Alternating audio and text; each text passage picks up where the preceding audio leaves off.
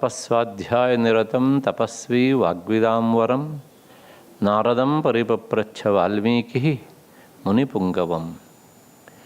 ಕಲ್ಯಾಣಾನಾಂ ನಿಧಾನಂ ಕಲಿಮಲಮಥನಂ ಪಾವನಂ ಪಾವನಾನಾಂ ಪಾಥೇಯಂ ಯನ್ಮುಮುಕ್ಷೋಃ ಸಪದಿ ಪರಪದಪ್ರಾಪ್ತಯೇ ಪ್ರಸ್ಥಿತಸ್ಯ ವಿಶ್ರಾಮಸ್ಥಾನಮೇಕಂ ಕವಿವರವಚಸಾಂ ಜೀವನಂ ಸಜ್ಜನಾನಂ.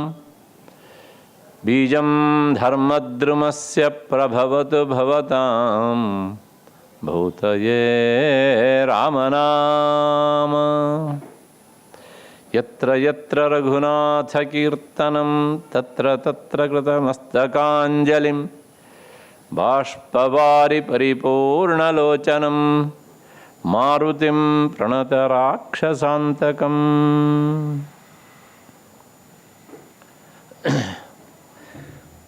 ಉಭಯ ಶ್ರೀಗಳವರ ಪದದ್ವಂದ್ವಗಳಿಗೆ ಅನಂತ ಪ್ರಣಾಮಗಳನ್ನು ಸಲ್ಲಿಸಿ ನನ್ನ ಮತ್ತು ನಿಮ್ಮೆಲ್ಲರ ಬುದ್ಧಿ ಗುಹೆಯನ್ನು ಬೆಳಗ್ತಾ ಇರುವಂತಹ ಶ್ರೀರಾಮ ಎನ್ನುವಂತಹ ಆ ಮಹಾಚೈತನ್ಯಕ್ಕೆ ಅನಂತ ಪ್ರಣಾಮಗಳನ್ನು ಸಲ್ಲಿಸಿ ಈ ದಿನದ ಚಿಂತನೆಗೆ ಮುಂದಾಗ್ತಾ ಇದ್ದೇನೆ. ನಿನ್ನೆ ದಿವಸ ಲಕ್ಷ್ಮಣನ ಪಾತ್ರವನ್ನು ವಿಚಾರ ಮಾಡಿ ಯಥಾಮತಿ ಮುಂದೆ ಭರತನ ಪಾತ್ರದತ್ತ ನಾವು ನಮ್ಮ ಮನಸ್ಸನ್ನು ಹರಿಸ್ತಾ ಇದ್ದೇವೆ.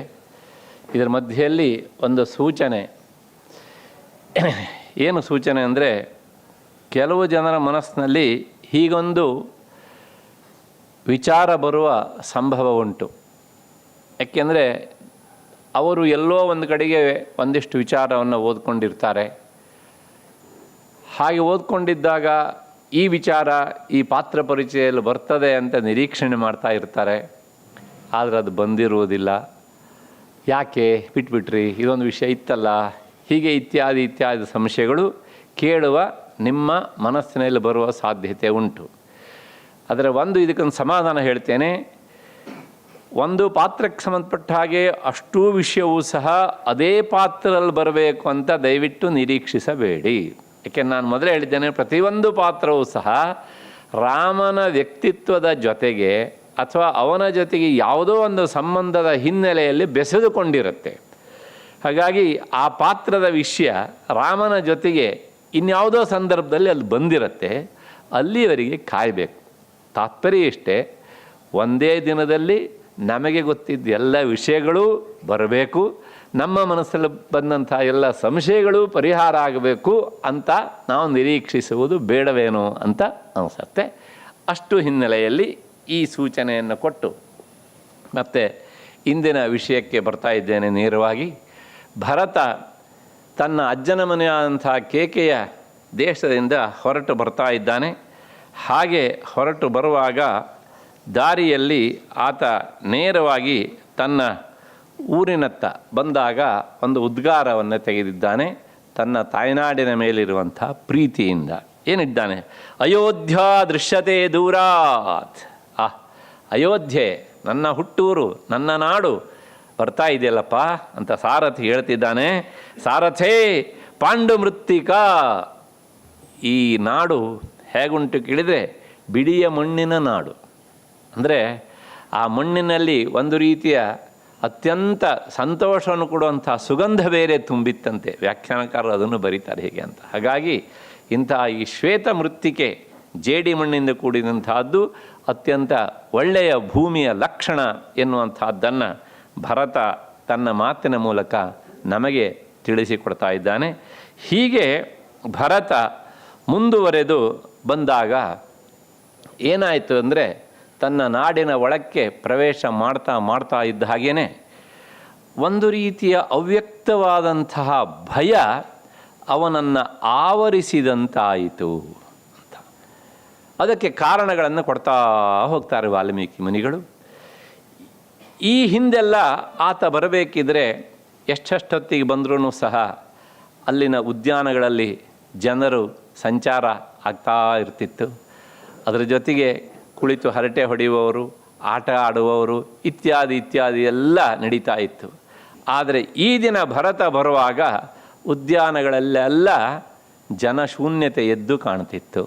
ಯಾರೂ ಉದ್ಯಾನಗಳಲ್ಲಿ ಸಂಚರಿಸ್ತಾ ಇರಲಿಲ್ಲ. ಹಾಗೆಯೇ ಮುಂದಕ್ಕೆ ಬಂದರೆ ರಸ್ತೆಗಳಿಗೆಲ್ಲ ಮೊದಲು ಅಲಂಕಾರ ಇರ್ತಿತ್ತು, ಈಗ ಯಾವುದೇ ಅಲಂಕಾರ ಇಲ್ಲ.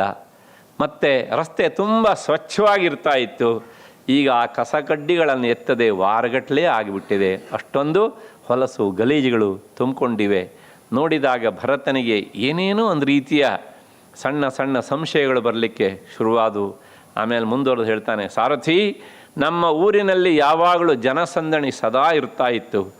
ಕುದುರೆ ಮೇಲೆ, ಆನೆ ಮೇಲೆ, ಒಂಟೆ ಮೇಲೆ ಜನ ಸಂಚರಿಸ್ತಾ ಇದ್ದರು.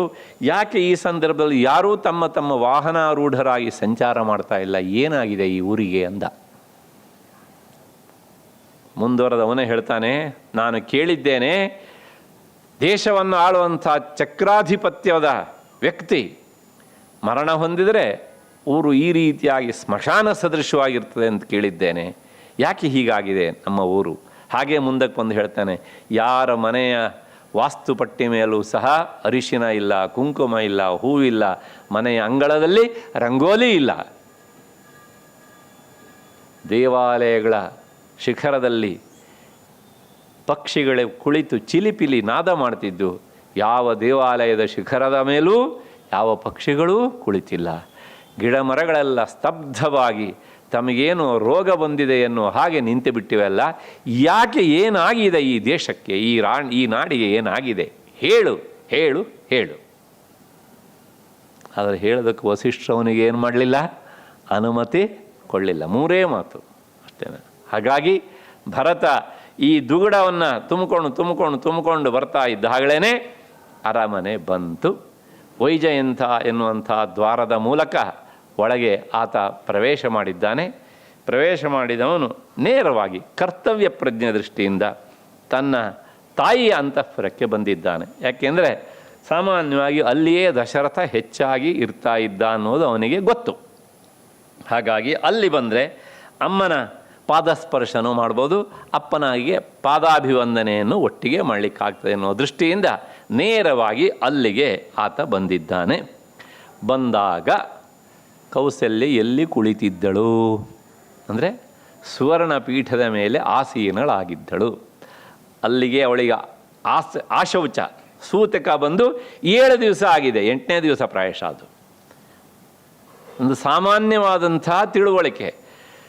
ಯಾವನಿಗೆ ಸೂತಕ ಬಂದಿರುತ್ತೋ ಅವನು ಆಸನದ ಮೇಲೆ, ಮಂಚದ ಮೇಲೆ ಕುಳಿತುಕೊಳ್ಳುವಂತಿಲ್ಲ, ಮತ್ತು ಅವನು ನೆಲದ ಮೇಲೇ ಕೂತ್ಕೊಂಡಿರಬೇಕು. ಇವತ್ತಿಗೂ ಸಹ ಗೊತ್ತಿದ್ದವರು ಅದನ್ನು ಅಕ್ಷರಶಃ ಪಾಲನೆ ಮಾಡ್ತಾರೆ. ರಘುವಂಶದ ದಶರಥನ ಪತ್ನಿಯಾದಂಥ ಕೈಕೇಯಿಗೆ ಇಷ್ಟೂ ಕನಿಷ್ಠ ಜ್ಞಾನ ಇರಲಿಲ್ಲ ಅನ್ನೋದನ್ನು ಈ ಮಾತನ್ನು ಹೇಳುವುದರ ಮೂಲಕ ವಾಲ್ಮೀಕಿ ಮುನಿಗಳು ನಮಗೆ ತಿಳಿಸಿಕೊಡ್ತಾರೆ. ಹೇಗೆ ಕೂತಿದ್ಲು, ಏನೂ ಆಗಲಿಲ್ಲ ಎನ್ನೋಳ ಹಾಗೆ ಅವಳು ಕುಳಿತಿದ್ದಳು ಬಂಗಾರದ ಪೀಠದ ಮೇಲೆ. ಮಣೆ ಮೇಲೋ ಅಥವಾ ಮನೆಯ ಪೀಠದ ಮೇಲೋ ಚೇರ್ ಮೇಲೋ ಅಲ್ಲ. ಭರತ ಬಂದ ತಾಯಿಗೆ ನಮಸ್ಕಾರ ಮಾಡ್ತಾನೆ. ನಮಸ್ಕಾರ ಮಾಡಿ ಆತ ಕೇಳ್ತಾನೆ, ಇಲ್ಲಿನ ಈ ಪರಿಸ್ಥಿತಿಯೆಲ್ಲ ಯಾಕೆ ಹೀಗಾಗಿದೆ ಅಮ್ಮ? ನಮ್ಮ ಊರು ಯಾವಾಗಲೂ ಇಷ್ಟು ಒಂದು ರೀತಿಯಲ್ಲಿ ಸ್ತಬ್ಧವಾದದ್ದನ್ನು ನಾನು ನೋಡಲೇ ಇಲ್ಲ, ಯಾಕೆ ಹೀಗಾಗಿದೆ ಅಂತ ಹೇಳ್ತಾ ಆತ ಒಂದೊಂದೇ ಪ್ರಶ್ನೆಯನ್ನು ಕೇಳೋದಕ್ಕೆ ಶುರು ಮಾಡ್ತಾನೆ. ತಂ ಪ್ರತ್ಯುವಾಚ ಕೈಕೇಯಿ ಪ್ರಿಯವತ್ ಘೋರಂ ಅಪ್ರಿಯಂ ಅಜಾನಂತಂ ಪ್ರಜಾನಂತಿ ರಾಜ್ಯಲೋಭೇನ ಮೋಹಿತ. ಪಾಪ ಅವನಿಗೆ ಏನೂ ಗೊತ್ತಿಲ್ಲ ಇಲ್ಲಿ, ಅವನು ಅಜಾನಂತ, ತಿಳಿದೇ ಇರುವವನು. ಅವನನ್ನು ಕುರಿತು ಪ್ರಜಾನಂತಿ ಎಲ್ಲವೂ ಗೊತ್ತಿದ್ದಂಥ ಕೈಕೇಯಿ ತನ್ನ ರಾಜ್ಯದ ಮೇಲಿನ ಲೋಭದ ಆಸೆಯಿಂದ ಇಟ್ಕೊಂಡು ಒಂದೊಂದೇ ಉತ್ತರವನ್ನು ಹೇಳೋದಕ್ಕೆ ಶುರು ಮಾಡ್ತಾಳೆ. ಭರತ ಇನ್ನೂ ಕೆಲವು ಪ್ರಶ್ನೆಗಳನ್ನು ಕೇಳ್ತಾನೆ. ಅಮ್ಮನೇ ನಮಸ್ಕಾರ ಮಾಡಿ ಆದಮೇಲೆ ಆ ಪ್ರಜ್ಞೆಯನ್ನು ಮರೆತಿಲ್ಲ ಅವನು. ತಕ್ಷಣ ನೋಡ್ತಾನೆ ಆ ಅಂತಃಪುರದ ಒಳಗೆ ತಂದೆ ಮಲಗುವಂತಹ ಮಂಚ, ಶಯ್ಯ ಹಾಗೇ ಇದೆ. ಕೇಳ್ತಾನೆ, ಅಪ್ಪ ಸಾಮಾನ್ಯವಾಗಿ ಇಲ್ಲೇ ಇರ್ತಾ ಇದ್ರಲ್ವ, ಯಾಕೆ ಈ ಮಂಚ ಇವತ್ತು ರಿಕ್ತವಾಗಿದೆ? ಇದನ್ನು ನೋಡಿದಾಗ ನನಗೆ ಅನಿಸುತ್ತೆ ಆಕಾಶದ ಇಲ್ಲದೆ ಇರುವಂಥ ಚಂದ್ರಮ ಇಲ್ಲದೆ ಇರುವಂಥ ಆಕಾಶದಂತಾಗಿದೆಯಲ್ಲಮ್ಮ ಇದು ಅಂತಾನೆ. ಮುಂದುವರೆದು ಹೇಳ್ತಾನೆ, ನೀರೇ ಇಲ್ಲದ ಸಮುದ್ರದಂತಾಗಿದೆ. ಏನು ವಾಲ್ಮೀಕಿ ಮುನಿಗಳ ಒಂದೊಂದೇ ಉಪಮಾನ ನೋಡಬೇಕು ಅಲ್ಲಿಗೆ ಅಂತ. ಇಷ್ಟೆಲ್ಲ ಕೇಳ್ತಾ ಕೇಳ್ತಾ ಕೇಳ್ತಾ ಕೊನೆಗೆ ಆತ ಹೇಳ್ತಾನೆ, ಎಲ್ಲಿದ್ದಾರೆ ಅಪ್ಪ, ಎಲ್ಲಿದ್ದಾರೆ? ದೊಡ್ಡಮ್ಮ ಕೌಸಲ್ಯ ಅಂತಃಪುರಕ್ಕೇನಾದ್ರು ಹೋಗಿದ್ದಾರಾ? ಹೇಳಮ್ಮ, ಹೇಳು. ಹೀಗೆ ತನ್ನ ಪ್ರಶ್ನೆಯನ್ನು ಮುಂದಿಡ್ತಾ ಹೋದಾಗ ಇವಳು ನೋಡಿ ಏನೂ ಆಗಲಿಲ್ಲ ಎನ್ನುವ ಹಾಗೆ ಉತ್ತರಿಸಿದಳು. ಈ ಮಾತನ್ನು ಸರಿಯಾಗಿ ಕೇಳಿ. ಯಾಗತಿ ಸರ್ವಭೂತಾನಾಂ ತಾಂ ಗತಿಂ ತೇ ಪಿತಾ ಗತಃ. ಪ್ರಪಂಚಕ್ಕೆ ಬಂದವರೆಲ್ಲರೂ ಸಹ ಒಂದು ದಿವಸ ಎಲ್ಲಿ ಹೋಗ್ತಾರೋ ಅಲ್ಲಿಗೆ ನನ್ನ ಅಪ್ಪನೂ ಹೋದ.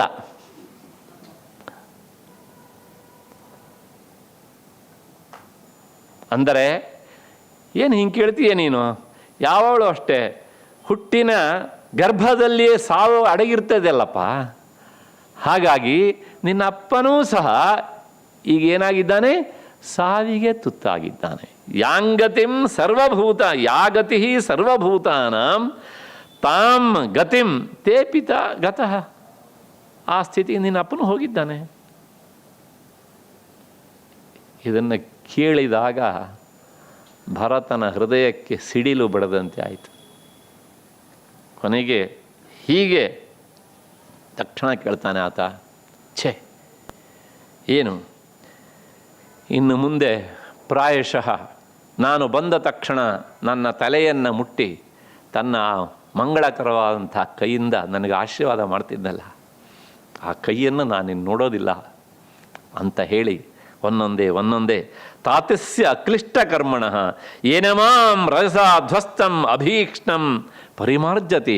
ನನ್ನ ಮೈಯನ್ನೆಲ್ಲ ಆತ ಒರೆಸಿ ನನ್ನನ್ನು ಆಲಿಂಗಿಸಿಕೊಳ್ತಿದ್ನಲ್ಲಮ್ಮ, ಅಂಥ ಅಪ್ಪ ಹೀಗಾಗಿ ಹೋದ್ನ ಅಂತ ಹೇಳ್ತಾ ಕೊನೆಗೆ ಆತ ಒಂದೊಂದೇ ಪ್ರಶ್ನೆ ಕೇಳ್ತಾನೆ.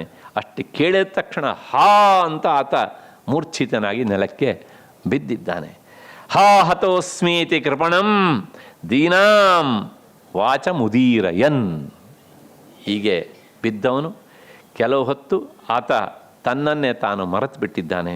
ಯಾಕೆಂದರೆ ಅವನು ಹೇಳ್ತಾನೆ, ನಾನು ಯಾಕೆ ಬಂದೆ ಅಂತಂದರೆ ಪ್ರಾಯಶಃ ಇಷ್ಟು ಅವಸರವಾಗಿ ಸಾರಥಿ ಬಂದು ಹೇಳಿದಾಗ ನಾನು ಏನು ಅಂದ್ಕೊಂಡೆ ಅಂದರೆ, ಓಹ್ ಅಣ್ಣನಿಗೆ ಪಟ್ಟಾಭಿಷೇಕ ಸಿದ್ಧತೆಯನ್ನು ಅಪ್ಪ ಮಾಡ್ತಾ ಇದ್ದಾರೆ, ಅದಕ್ಕೋಸ್ಕರ ನನ್ನನ್ನು ಅವಸರವಾಗಿ ಕರೆಸ್ಕೊಳ್ತಾ ಇದ್ದಾರೆ. ಆ ಊಹೆ ಎಷ್ಟು ಸತ್ಯ ನೋಡಿ. ಅಥವಾ ನಮ್ಮಪ್ಪ ಯಾವುದೋ ಒಂದು ಯಾಗವನ್ನು ಕೈಗೊಂಡಿದ್ದಾರೆ, ಆ ಯಾಗದಲ್ಲಿ ಮನೆ ಮಕ್ಕಳೆಲ್ಲರೂ ಇರಬೇಕು ಅಂಥೇಳಿ ನನಗೆ ಅರ್ಜೆಂಟಾಗಿ ಕರೆಯ ಕಳಿಸಿದ್ದಾರೆ ಅಂತ ಭಾವಿಸ್ಕೊಂಡಲ್ಲಮ್ಮ, ಹೀಗಾಗಿಬಿಟ್ಟಿದೆ ಅಂಥೇಳಿ ಎಚ್ಚತ್ತವನು ಸಾವರಿಸಿಕೊಂಡು ತುಂಬ ದುಃಖದಿಂದ ಒಂದೊಂದೇ ಮಾತನ್ನು ಕೇಳ್ತಾನೆ. ಅಪ್ಪನಿಗೆ ಸಾಯುವ ವಯಸ್ಸು ಬಂದಿರಲಿಲ್ಲಮ್ಮ, ಏನಾಗಿತ್ತು ಅವರಿಗೆ, ಏನು ಕಾಯಿಲೆ ಬಂದಿತ್ತು ಹೇಳು?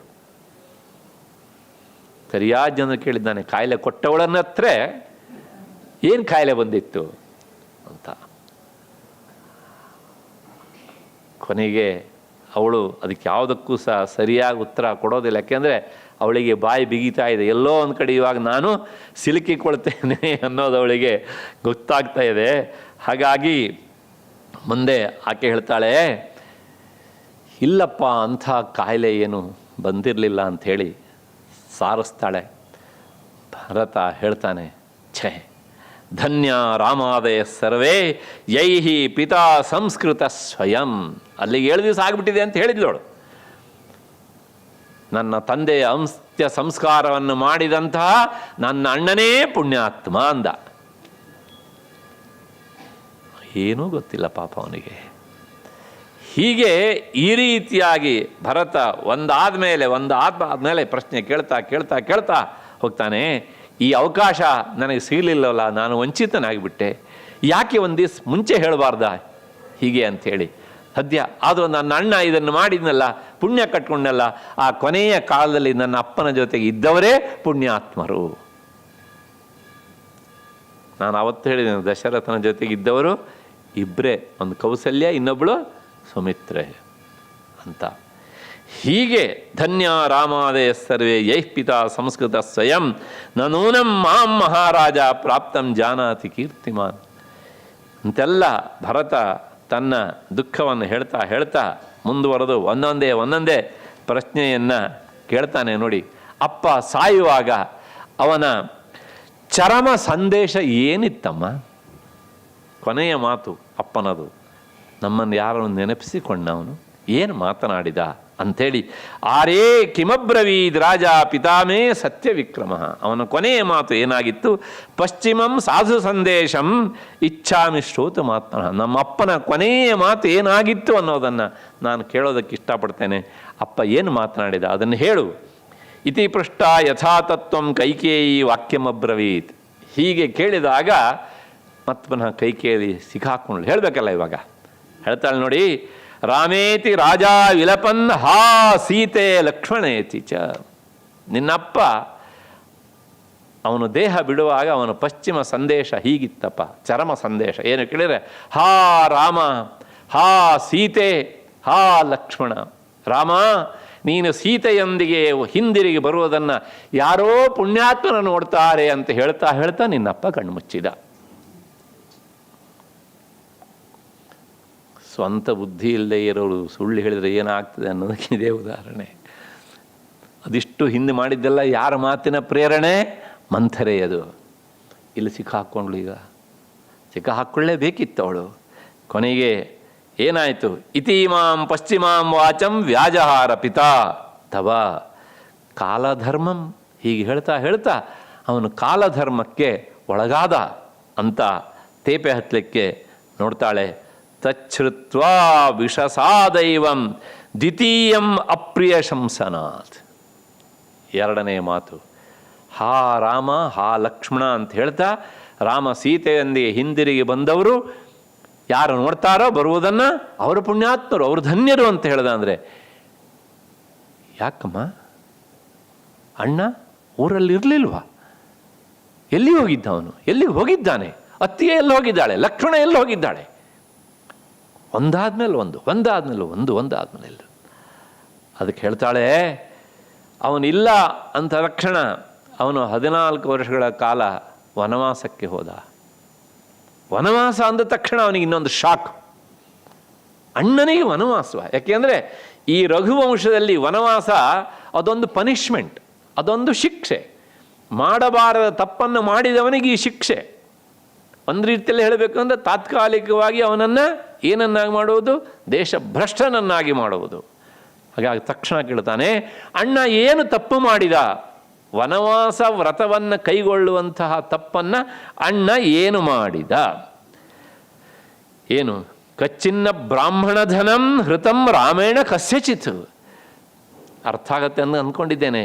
ಯಾವುದಾದರೂ ಬ್ರಾಹ್ಮಣರ ಸ್ವತ್ತನ್ನು, ಬ್ರಹ್ಮಸ್ವವನ್ನು ಆತ ಅಪಹರಿಸಿದನ? ಊಹೆ ಮಾಡಲಿಕ್ಕೂ ಸಾಧ್ಯ ಇಲ್ಲ ನನ್ನ ಅಣ್ಣ ಈ ಕೆಲಸ ಮಾಡ್ತಾನೆ ಅಂತ. ದೇವಸ್ವವನ್ನು ಅಪಹರಿಸಿದನ? ಇಲ್ಲ. ಯಾವುದಾದರೂ ಒಬ್ಬ ವಿಪ್ರನನ್ನು, ಶ್ರೋತ್ರಿಯನನ್ನು ಕೊಲೆ ಮಾಡಿಸಿದನ? ಇಲ್ಲ, ನನ್ನಣ್ಣ ಹಾಗೆ ಮಾಡಲಿಕ್ಕಿಲ್ಲ. ಅಷ್ಟೇ ಅಲ್ಲ, ಕಚ್ಚಿನ್ನ ಪರದಾರಾನ್ ವಾ ರಾಜಪುತ್ರೋ ಅಭಿಮನ್ಯತೆ. ಯಾವುದಾದರೂ ಸ್ತ್ರೀಯನ್ನು ಆತ ಹಾಳು ಮಾಡಿದನ? ಸಾಧ್ಯ ಇಲ್ಲ. ಅದರಿಂದ ಕಸ್ಮಾತ್ ಸ ದಂಡಕಾರಣ್ಯೇ ಭ್ರಾತಾರಾಮೋ ವಿಭತ್ಸಿತ. ಯಾಕೆ ಅವನು ದಂಡಕಾರಣ್ಯಕ್ಕೆ ಹೋದ? ಯಾಕೆ ವನವಾಸ ವ್ರತವನ್ನು ಅವನಿಗೆ ವಿಧಿಸಿದರು? ಯಾರು ವಿಧಿಸಿದರು? ಹೀಗೆ ಪುಂಖಾನುಪುಂಖವಾಗಿ ಪ್ರಶ್ನೆ ಕೇಳ್ತಾ ಹೋದಾಗ ಒಂದು ಮಾತು ಸತ್ಯ ಹೇಳಿಬಿಟ್ಲು ಅವಳು. ಏನು ಅಂದರೆ, ನ ರಾಮ ಪರದಾರಾಂಶ್ಚ ಚಕ್ಷುರ್ಭ್ಯಾಮಪಿ ನ ಪಶ್ಯತೆ. ನೀ ಹೇಳಿದ ಯಾವುದನ್ನು ನಿನ್ನ ಅಣ್ಣ ಮಾಡಲಿಲ್ಲಪ್ಪ, ಅಂಥ ತಪ್ಪನ್ನು ಮಾಡಲಿಲ್ಲ ಅವನು. ಇನ್ನು ಪರಸ್ತ್ರೀ ವಿಷಯದಲ್ಲಿ ಅವನು ಕಣ್ಣೆತ್ತಿಯೇ ನೋಡುವುದಿಲ್ಲ ಅಂದರೆ ಮನಸ್ಸಲ್ಲೂ ವಿಚಾರ ಮಾಡುವುದಿಲ್ಲ. ಆ ಅಪಿ ಶಬ್ದಕ್ಕೆ ಅಷ್ಟರ್ಥ. ನ ರಾಮ ಪರದಾರಾಂಶ್ಚ ಚಕ್ಷುರ್ಭ್ಯಾಮಪಿ ಪಶ್ಯತಿ ಅಂದರೆ ಏನು ಹೇಳ್ದಂಗಾಯ್ತು? ಭಾಳಷ್ಟು ಜನ ಕಣ್ಣಲ್ಲಿ ನೋಡೋದಿಲ್ಲ, ಮನಸ್ಸಲ್ಲಿ ವಿಚಾರ ಮಾಡ್ತಾ ಇರ್ತಾರೆ. ರಾಮ ಮನಸ್ಸಿನಲ್ಲಿಯೂ ವಿಚಾರ ಮಾಡೋದಿಲ್ಲ, ಕಣ್ಣಲ್ಲೂ ಅವರನ್ನು ಆತ ನೋಡುವುದಿಲ್ಲ. ಅಂಥ ತಪ್ಪನ್ನು ಏನೂ ಮಾಡಲಿಲ್ಲಪ್ಪ. ಹಾಗಿದ್ರೆ ಉವಾಚ ವಚನಂ ಹೃಷ್ಟ ರಥಾ ಪಂಡಿತ ಮಾನಿನಿ. ಕೊನೆಗೆ ತಾನೇ ಬುದ್ಧಿವಂತರು ಅಂತ ಅಂದ್ಕೊಂಡು ಭರತನಿಗೆ ವಿಷಯ ತಿಳಿಸೋಕೆ ಹೇಳಿದಂತೆ, ನ ಬ್ರಾಹ್ಮಣ ಧನಂ ಕಿಂಚಿತ್ ಧೃತಂ ರಾಮೇಣ ಕಸ್ಯಚಿತ್ ಕಚ್ಚಿನ್ನಾಢ್ಯ ದರಿದ್ರೋವ ತೇನ ಅಪಾಪಃ ವಿಹಂಸಿತಃ. ಕೊನೆಗೆ ತ್ವತ್ಕೃತೇ ಹಿ ಮಯಾ ಸರ್ವಂ ಅಂಥೇಳಿ ಹಾಕ್ತಾಳೆ. ಇದೆಲ್ಲವನ್ನು ಸಹ ಮಾಡಿದವನು ನಾನು. ಯಾರಿಗೆ ಗೊತ್ತಾ? ನಿನಗೋಸ್ಕರ. ಏನು ಕೇಳಿದೆ ಅಂತಂದರೆ, ಏನಿಲ್ಲ, ಹಿಂದೆ ನಿನ್ನ ಅಪ್ಪ ನನಗೆ ವರ ಕೊಟ್ಟಿದ್ದ 2, ಅದನ್ನು ನ್ಯಾಸವಾಗಿ ಅವನತ್ತ ಇರಿಸಿದ್ದೆ. ಈಗ ನಾನು ಕೇಳಿದ್ದೇನೆ. ಏನು ಕೇಳಿದ್ದೇನೆ? ಮೊದಲನೇ ವರದಿಂದ ನಿನಗೆ ಪಟ್ಟ, 2ನೇ ವರದಿಂದ ರಾಮ. ಹೇಗಾರು ಹೇಳ್ಬೋದು ಅದನ್ನು. ಮೊದಲನೇ ವರದಿಂದ ರಾಮನಿಗೆ ಭರತನಿಗೆ ಪಟ್ಟ, ರಾಮನಿಗೆ ವನವಾಸ, ಅಥವಾ ಮೊದಲನೇ ವರದಿಂದಲೇ ರಾಮ ವನವಾಸಕ್ಕೆ ಹೋಗಬೇಕು, 2ನೇ ವರದಿಂದ ಪಟ್ಟ ಕಟ್ಟಬೇಕು. ಅದೇನು ಯಥಾಕ್ರಮವಾಗಿ ಇರಬೇಕು ಅಂತ ಏನೂ ಇಲ್ಲ. ಒಟ್ಟಾರೆ ರಾಮ ಕಾಡಿಗೆ ಹೋಗಬೇಕು, ನಿನಗೆ ಪಟ್ಟ ಕಟ್ಟಬೇಕು ಅಂತ ನಾನು ಕೇಳಿದ್ದೇನೆ. ಹಿಂದೆ ವರ ಕೊಟ್ಟಿದ್ದ, ನಾನೀಗ ಕೇಳಿದ್ದೇನೆ ಅಷ್ಟು. ಇದನ್ನೆಲ್ಲ ಮಾಡಿದ್ದು ಯಾರಿಗೋಸ್ಕರ? ನಿನಗೋಸ್ಕರ.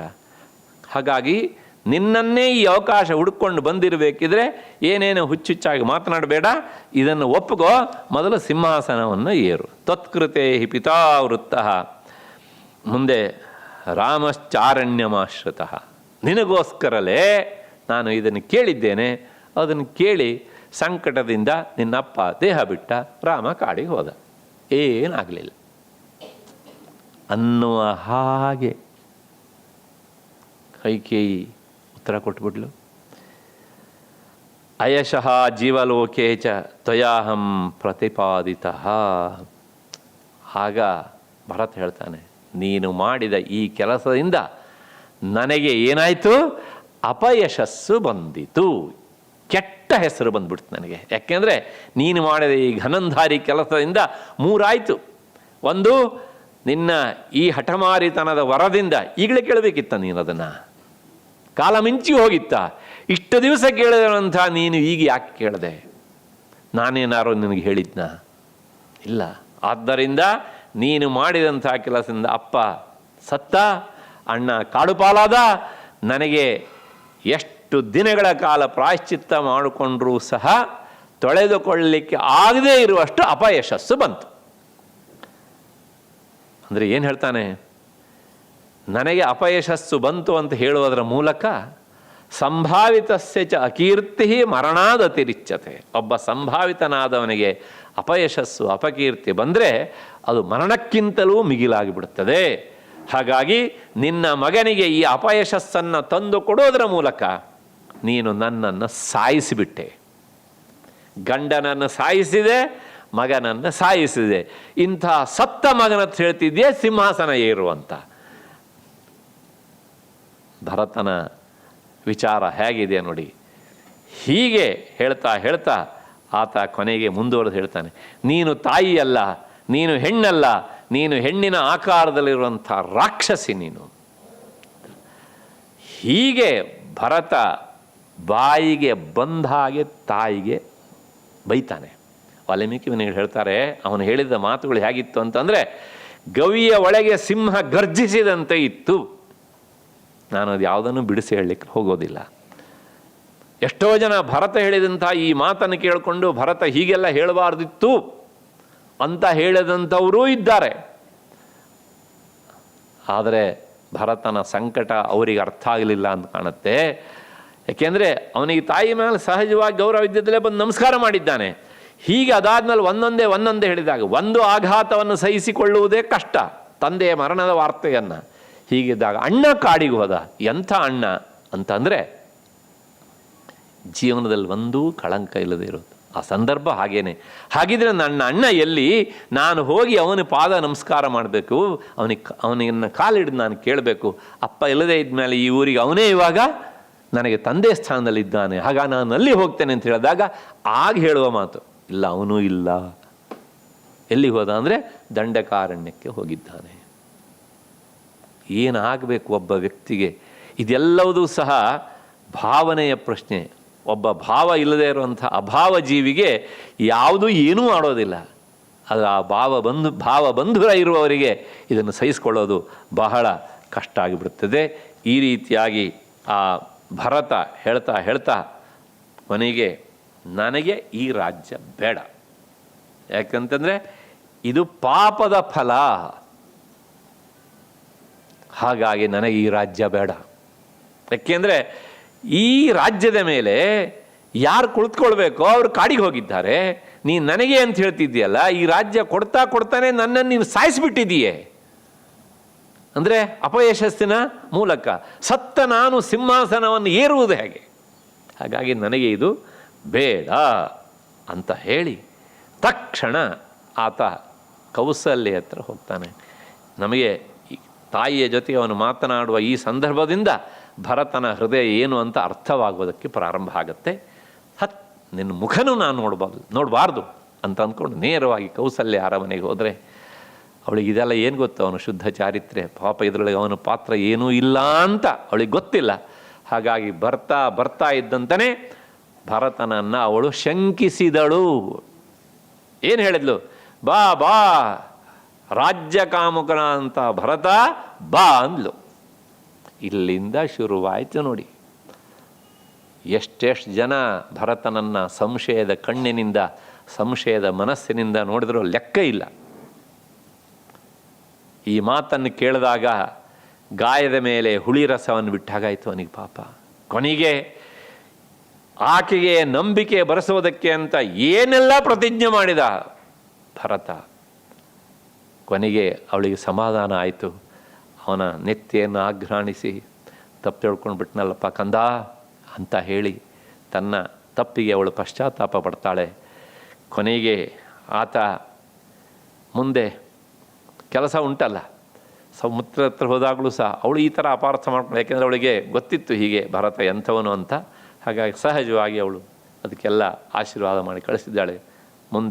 ಮುಂದಿನ ಕರ್ತವ್ಯ ಮಾಡಬೇಕಾದ ತಂದೆಯ ಔರ್ಧ್ವದೈಹಿಕ ಕ್ರಿಯೆಯನ್ನು. ಇಲ್ಲಿ ಮಧ್ಯೆಯಲ್ಲಿ ಆ ತಮಿಳು ಭಾಷೆಯ ಕಂಬರಾಮಾಯಣದ ಒಂದು ಪ್ರಸಂಗವನ್ನು ಹೇಳಿಬಿಡ್ತೀನಿ ನಾನು. ಏನು ಅಂದರೆ, ಸಾಮಾನ್ಯವಾಗಿ ತಂದೆ ಸತ್ತಾಗ, ತಾಯಿ ಸತ್ತಾಗ ಹಿರಿಯನಾದವನು ಅವರ ಔರ್ಧ್ವದೈಹಿಕ ಕ್ರಿಯೆಯನ್ನು ಮಾಡೋದಕ್ಕೆ ನೇರ ಅಧಿಕಾರಿ. ಅವನು ಇಲ್ಲದೇ ಇದ್ದ ಪಕ್ಷದಲ್ಲಿ ಅವನ ಹೊದ್ದಿನವನು ಅವನು ಅದನ್ನು ಮಾಡಬೇಕು. ಹೊರತು 4 ಜನ ಇದ್ದರೆ ಮೊದಲನೇ ಅವನು, ಅದಿಲ್ಲದೆ ಕೊನೆಯವನು ಅಂದರೆ ಹಾಗಲ್ಲ. ಮೊದಲನೆಯವನು ಆದಮೇಲೆ ಕೊನೆಯವನು ಯಾರು ಅಂತಷ್ಟೇ. ಅದಕ್ಕೆ ಹಾಗೆ ಅರ್ಥ. ಹೊರತುನು 5 ಜನ ಇದ್ದರೆ, 6 ಜನ ಇದ್ದರೆ ಮೊದಲನೇವನು ಅಥವಾ 6ನೇವನು, ಹಾಗಲ್ಲ ಅದಕ್ಕೆ ಅರ್ಥ. ಅವನು ಹೊದ್ದಿನವನು ಅದನ್ನು ಮಾಡಬೇಕು. ಹಾಗಾಗಿ ಈಗ ಯಾರು ಮಾಡಬೇಕು? ಅಲ್ಲಿ ಭರತ ಮಾಡಬೇಕು. ಆದರೆ ಕಂಬರಾಮಾಯಣದ ಪ್ರಕಾರ ಇದು ವಸಿಷ್ಠರು ಕಂಬರಾಮಾಯಣದಲ್ಲಿ ಹೇಳಿದಂಥದ್ದು, ದಶರಥನ ಹೆಣವನ್ನೂ ಸಹ ಮುಟ್ಟಲಿಕ್ಕೆ ಭರತನಿಗೆ ಅವಕಾಶ ಮಾಡಿಕೊಡಲಿಲ್ಲ.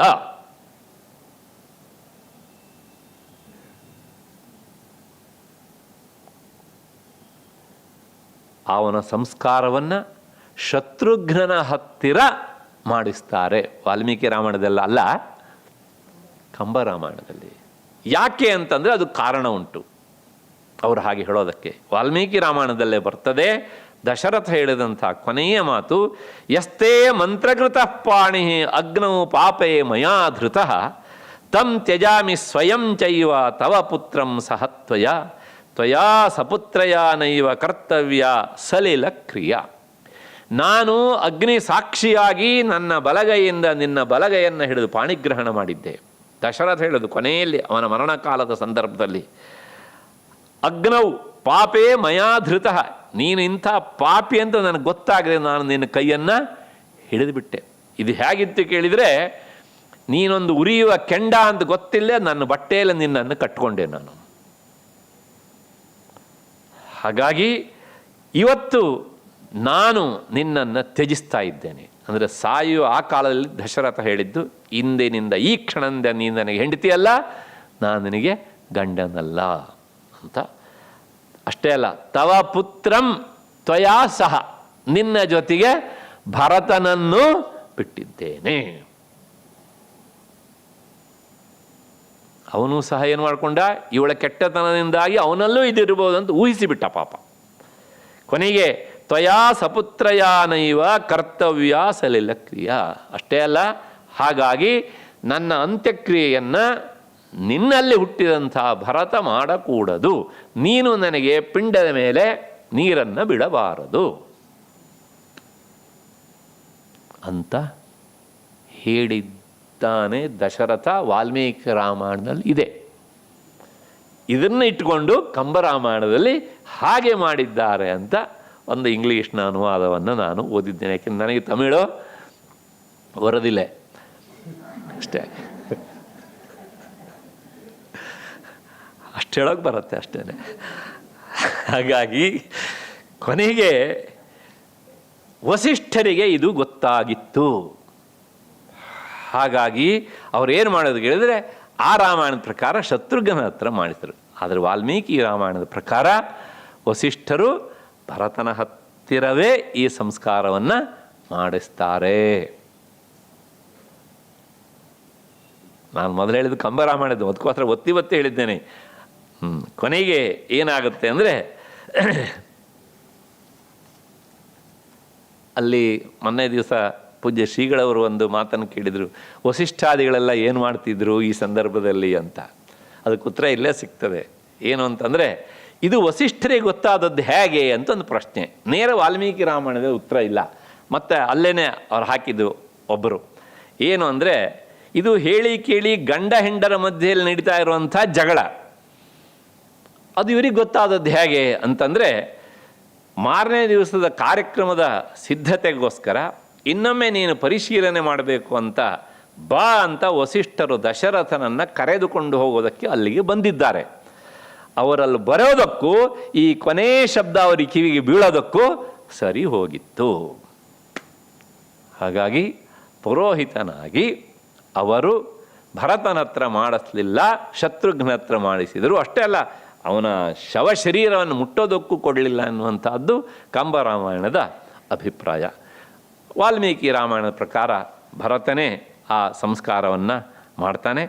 ಅದಾದ ಮೇಲೆ ಮತ್ತೆ ವಸಿಷ್ಠರು ಭರತನ್ನ ಕರೆಯುವಾಗ ದೊರೆಯ ಮಗ ಅಂತ ಸಂಬೋಧಿಸ್ತಾರೆ. ಅದನ್ನು ಕೇಳಿದಾಗೆಲ್ಲ ಭರತ ತುಂಬ ಪಶ್ಚಾತ್ತಾಪ ಪಡ್ತಾನೆ. ನನ್ನಪ್ಪ ದೊರೆ ಹೌದು, ಆದರೆ ನಾನು ಆ ದೊರೆಯ ಮಗ ಅಂತ ಕರೆಸಿಕೊಳ್ಳೋದಕ್ಕೆ ನಾನು ಯೋಗ್ಯನಿಲ್ಲ ಈಗ ಅಂಥೇಳಿ ತುಂಬ ಪಶ್ಚಾತ್ತಾಪ ಪಡ್ತಾನೆ. ವಸಿಷ್ಠರು ಅಲ್ಲಲ್ಲಿ ಭರತನ ಪರೀಕ್ಷೆ ಮಾಡ್ತಾರೆ. ಹೇಗೆ ಅಂದರೆ, ಸಭಾ ಮಧ್ಯದಲ್ಲಿ ಒಂದು ಘಟನೆ ಅಂದರೆ 14ನೇ ದಿವಸ ಧರ್ಮೋದಕ ಇನ್ನೂ ಏನೇನೆಲ್ಲ ನಡೀಬೇಕಲ್ಲ, ಅದನ್ನೆಲ್ಲ ಪೂರೈಸಿ ಆದಮೇಲೆ ಕೊನೆಗೆ ಅಲ್ಲೊಂದು ಸಭೆ. ಆ ಸಭೆಯ ಮಧ್ಯದಲ್ಲಿ ವಸಿಷ್ಠರು ಹೇಳಿದಂಥ ಮಾತು, ಗತೋ ದಶರಥ ಸ್ವರ್ಗಂ. ಭರತ, ನಿನ್ನಪ್ಪ ದಶರಥ ಸ್ವರ್ಗವಾಸಿಯಾಗಿದ್ದಾನೆ. ಯೋನೋ ಗುರು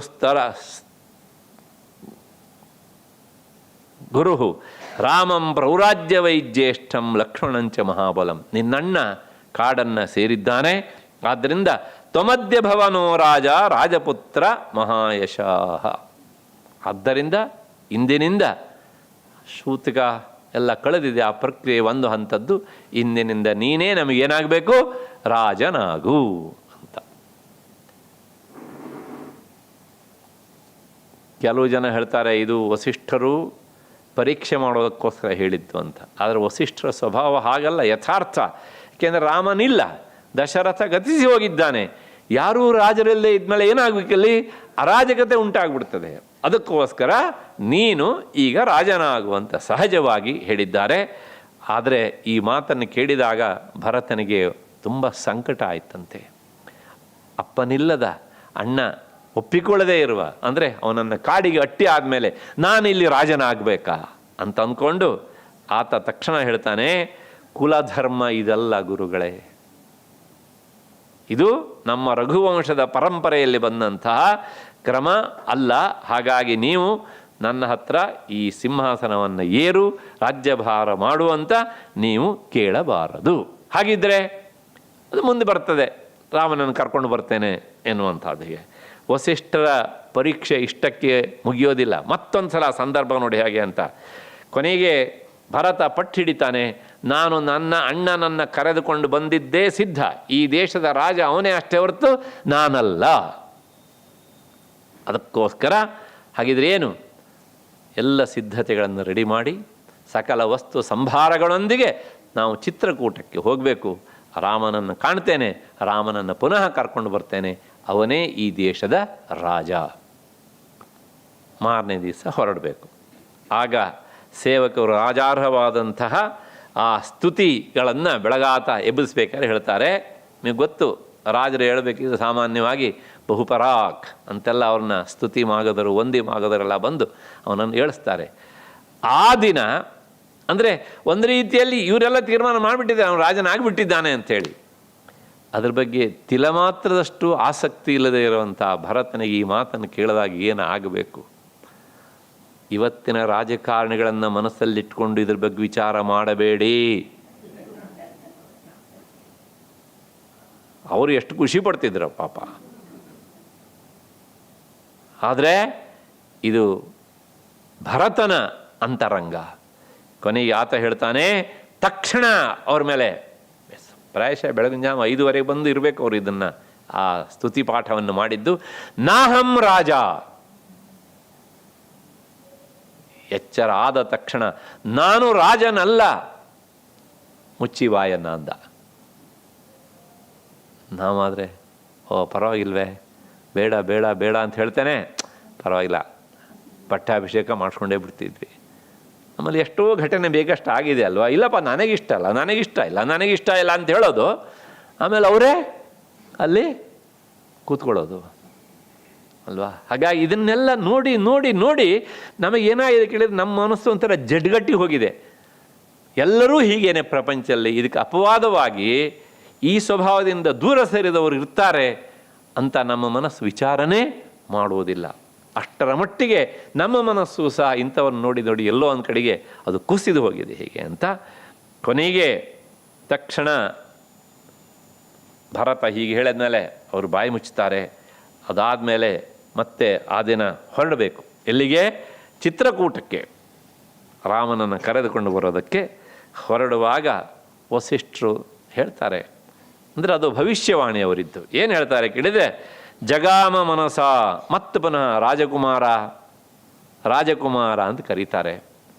ಅದು ಭರತನಿಗೆ ಸುತರಾಮ್ ಇಷ್ಟ ಇಲ್ಲ. ರಾಜ ರಾಜ ರಾಜ ಅಂತ ಕರೆಸ್ಕೊಳ್ಳೋದು ಅವನಿಗೆ ಇಷ್ಟ ಇಲ್ಲ. ಆಗ ತಕ್ಷಣ ಮತ್ತೆ ಆತ ಮಾನಸಿಕವಾಗಿ ಒಳಮುಖನಾಗಿ ಜಗಾಮ ಮನಸಾ ಧರ್ಮಜ್ಞಂ ಧರ್ಮಕಾಂಕ್ಷೆಯ ಜಗರ್ಹೇಚ ಪುರೋಹಿತಂ. ಗುರುಗಳ ಹತ್ರ ಹೇಳಿದಂತೆ ವಸಿಷ್ಠರ ಹತ್ರ, ಹೀಗೆ ನನಗೆ ಈ ದೇಶದ ರಾಜ ಅಂತ ನೀವು ಸಂಬೋಧಿಸಬೇಡಿ, ರಾಜನ್ ರಾಜನ್ ಅಂತ ನನ್ನನ್ನು ಕರಿಬೇಡಿ.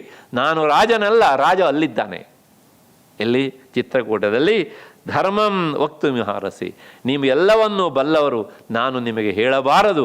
ಹಾಗಾಗಿ ನನಗೆ ಮನಸ್ಸಿಲ್ಲದೆ ಇರುವಂಥ ಈ ಸಿಂಹಾಸನವನ್ನು ನಾನು ಏರಲಾರೆ ಅಂತ ವಸಿಷ್ಠರು ಹೇಳಿದಂಥ ಮಾತಿಗೆ ಭರತನ ಪ್ರತಿಕ್ರಿಯೆ. ಅಂದರೆ ಅವರಿಗೂ ಅಕಸ್ಮಾತ್ ಇವನ ಮನಸ್ಸಲ್ಲೆಲ್ಲಾರು ಇದ್ದರೇ ಆ ಭಾವನೆ, ಅವನು ಹೂ ಅಂತ ಒಂದ್ಸಲ ಹೇಳಿದ್ದು ಸಾಕಿತ್ತು. ಆಗ ಭರತ ಏನಾಗ್ತಿದ್ದ? ಎಲ್ಲೋ ಒಂದು ಕಡೆಗೆ ಜಾರದಂಗೆ ಆಗ್ತಿತ್ತು.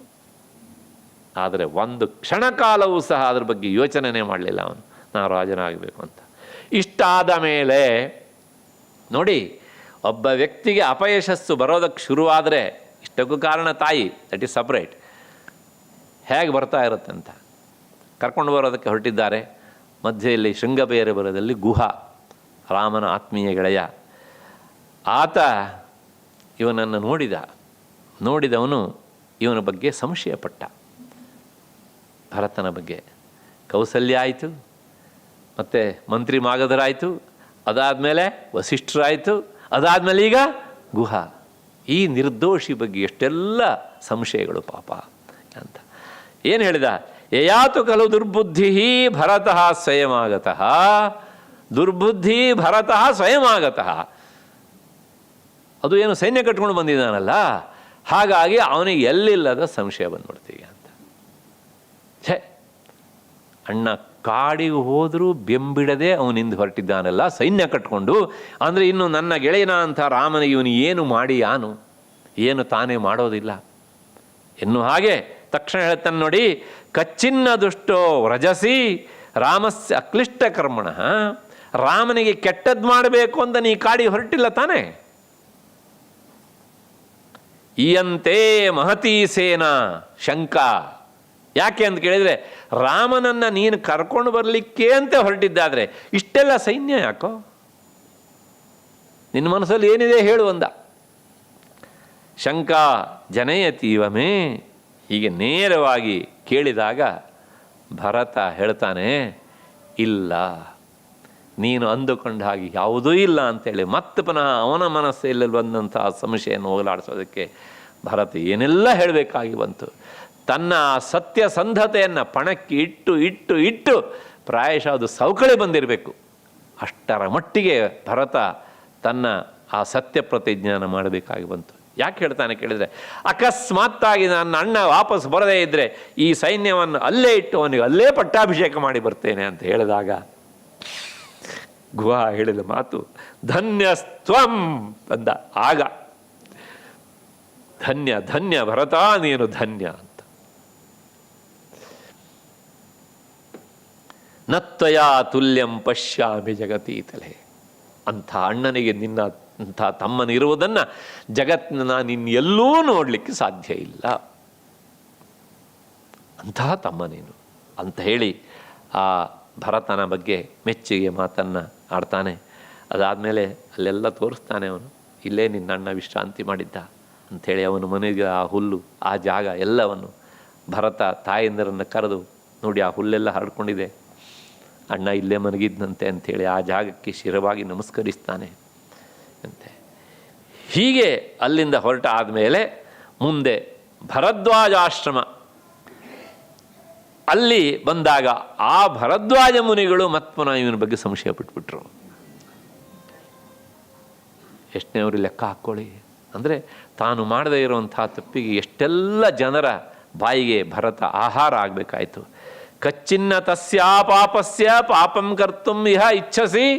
ಅವನು ಅಪಾಪ ರಾಮ, ಆ ಅಪಾಪ ಅಂದರೆ ನಿರ್ದೋಷಿಯ ಅಂಥವನಿಗೆ ದೋಷ ಎಸ್ಕೋದಕ್ಕೆ ನೀನು ಹೋಗ್ತಾ ಇಲ್ಲ ತಾನೇ ಅಂದರು ಅವರು.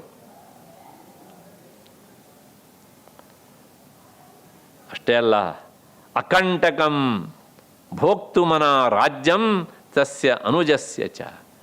ಅಂದರೆ ಅಲ್ಲಿ ಅವನನ್ನು ಮುಗಿಸಿಬಿಟ್ರೆ ಆಮೇಲೆ ಬಂದು ನಿಷ್ಕಂಟಕವಾದಂತಹ ರಾಜ್ಯವನ್ನು ಅನುಭವಿಸಬಹುದು ಅಂತ ವಿಚಾರ ಮಾಡ್ತಾ ಇದ್ದೀಯಾ ಅಂತ ಕೇಳಿಬಿಟ್ರು. ಏನಾಗಬೇಕು ಪಾಪ ಅವನ ಪರಿಸ್ಥಿತಿ. ತಾಯಿ ಹತ್ರ ಹೇಳಿದ ಮಾತು ಎಷ್ಟು ಸತ್ಯ ಅಲ್ವಾ? ಅಪಕೀರ್ತಿ ಬಂದಂತಹ ನನಗೆ, ಅಂದರೆ ಅವನಿದ್ರೂ ಒಂದೇ ಸತ್ರು ಒಂದೇ. ಸಂಭಾವಿತಸ್ಯ ಚ ಕೀರ್ತಿ ಮರಣಾತ್ ಅತಿರಿಚ್ಯತೆ. ಇಷ್ಟೆಲ್ಲ ಆದಮೇಲೆ ಮತ್ವನ ಬೆಳಗಾತ ಎದ್ದು ಅಲ್ಲಿಂದ ಹೊರಡಬೇಕು. ಅವರಿಗೆ ಇನ್ನೂ ಒಂದು ಸಣ್ಣ ಸಂಶಯ ಉಂಟು ಅವನ ಬಗ್ಗೆ. ನಿನ್ನೆ ನಾನು ಕೇಳಿದಾಗ ಈತ ಹೀಗೆ ಹೇಳಿದ್ದಾನೆ, ಆದರೂ ಸಹ ಒಂದು ಲಾಸ್ಟ್ ಟೆಸ್ಟ್ ನೋಡೇ ಬರೋಣ ಅಂಥೇಳಿ ಅವನೊಂದು ಆಸನವನ್ನು, ರಾಜಾಸನವನ್ನು ಇಟ್ಟಿದ್ದಾರೆ. ಇಟ್ಟು ಏನು ಮಾಡ್ತಾರೆ ಅಂದರೆ ಛತ್ರ ಚಾಮರವನ್ನು ಭರತನಿಗೆ ಕೊಟ್ಟು, ನೀನು ಈ ದೇಶದ ರಾಜ ಕೂತ್ಕೋ ಅಂದರು. ತಕ್ಷಣ ಭರತ ಏನು ಮಾಡ್ತಾನೆ ಅಂದರೆ ಆಸನಂ ಪೂಜಯಾಮಾಸ. ಇದರ ಮೇಲೆ ಕುಳಿತುಕೊಳ್ಬೇಕಾದವನು ಅಲ್ಲಿದ್ದಾನೆ ಗುರುಗಳೇ ಅಂತ ಹೇಳಿ ಆ ಆಸನಕ್ಕೆ ಪೂಜೆ ಮಾಡಿದ್ರ. ರಾಮಾಯಾಭಿಪ್ರಣಮ್ಯ ಚ, ಅದಕ್ಕೆ ನಮಸ್ಕಾರ ಮಾಡ್ತಾ ಮಾಡ್ತಾ ಈ ಆಸನ ಕುಳಿತುಕೊಂಡು ಆಗಿದೆ ಗುರುಗಳೇ ಅಂದಂತೆ. ಯಾರು? ನನ್ನ ಅಣ್ಣ ಕುಳಿತಿದ್ದಾನೆ, ಅದಕ್ಕೋಸ್ಕರ ಪೂಜೆ ಮಾಡ್ತಾ ಇದ್ದೇನೆ ಅಂತ. ಮುಂದೆ ವಾಲವ್ಯಜನಮಾದಾಯ ನಿಷೀದತ್ ಸಚಿವಾಸನೆ. ಆ ಚಾಮರ ಇಟ್ಟಿದ್ರಂತೆ ಅಲ್ಲಿ, ಅದನ್ನು ತಗೊಂಡು ಇವನೇ ಆ ಸಿಂಹಾಸನಕ್ಕೆ ನನ್ನ ಅಣ್ಣ ಕುಳಿತಿದ್ದಾನೆ ಇದ್ರ ಮೇಲೆ ಅಂತ ಭಾವಿಸಿಕೊಂಡು ಗಾಳಿ ಬೀಸಿದ. ಈಗ ಅವರಿಗೆ ಮನದಟ್ಟಾಯಿತು.